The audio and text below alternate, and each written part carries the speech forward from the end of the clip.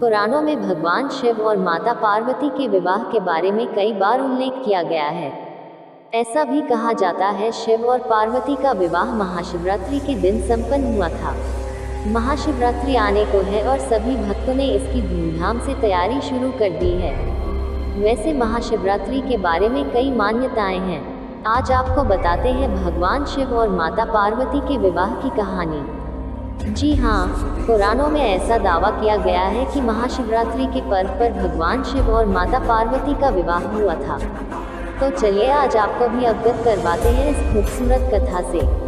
माता पार्वती भगवान शिव से विवाह करने की इच्छुक थी। सभी देवता गण भी इसी मत के थे कि पर्वत राजकन्या पार्वती का विवाह शिव से होना चाहिए। देवताओं ने गंधर्व को पार्वती की मदद करने के लिए भेजा, लेकिन शिव ने उन्हें अपनी तीसरी आंख से भस्म कर दिया। अब पार्वती ने तो ठान लिया था कि वो विवाह करेगी तो सिर्फ भोलेनाथ से। शिव को अपना वर बनाने के लिए माता पार्वती ने बहुत कठोर तपस्या शुरू कर दी। उनकी तपस्या के चलते सभी जगह हाहाकार मच गया। बड़े बड़े पर्वतों की नींव डगमगाने लगी। ये देख भोले बाबा ने अपनी आंख खोली और पार्वती से आह्वान किया कि वो किसी समृद्ध राजकुमार से शादी करें।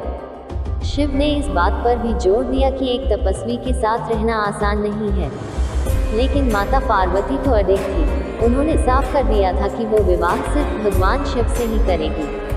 अब पार्वती की ये जिद देख भोलेनाथ पिघल गए और उनसे विवाह करने के लिए राजी हो गए। शिव को लगा कि पार्वती उन्हीं की तरह हठी है, इसलिए ये जोड़ी अच्छी बनेगी। अब शादी की तैयारी जोरों पर शुरू हो गई। लेकिन समस्या ये थी कि भगवान शिव एक तपस्वी थे और उनके परिवार में कोई सदस्य नहीं था। लेकिन मान्यता ये थी कि एक वर को अपने परिवार के साथ जाकर वधू का हाथ मांगना पड़ता है। अब ऐसी परिस्थिति में भगवान शिव ने अपने साथ डाकिनियां, भूत प्रेत और चुड़ैलों को साथ ले जाने का निर्णय किया।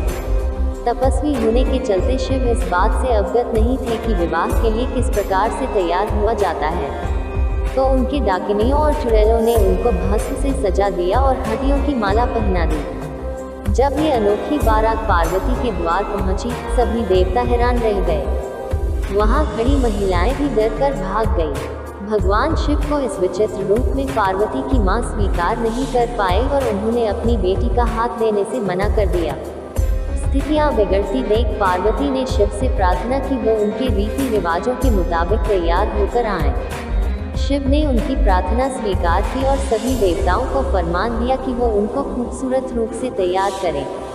ये सुन सभी देवता हरकत में आ गए और उन्हें तैयार करने में जुट गए। भगवान शिव को दैवीय जल से नहलाया गया और रेशम के फूलों से सजाया गया। थोड़ी ही देर में भोलेनाथ गंधर्व से भी ज्यादा सुंदर लगने लगे और उनका गोरापान तो चांद की रोशनी को भी मात दे रहा था। जब भगवान शिव इस दिव्य रूप में पहुंचे, पार्वती की मां ने उन्हें तुरंत स्वीकार कर लिया और ब्रह्मा जी की उपस्थिति में विवाह समारोह शुरू हो गया। माता पार्वती और भोले बाबा ने एक दूसरे को वरमाला पहनाए और ये विवाह संपन्न हुआ।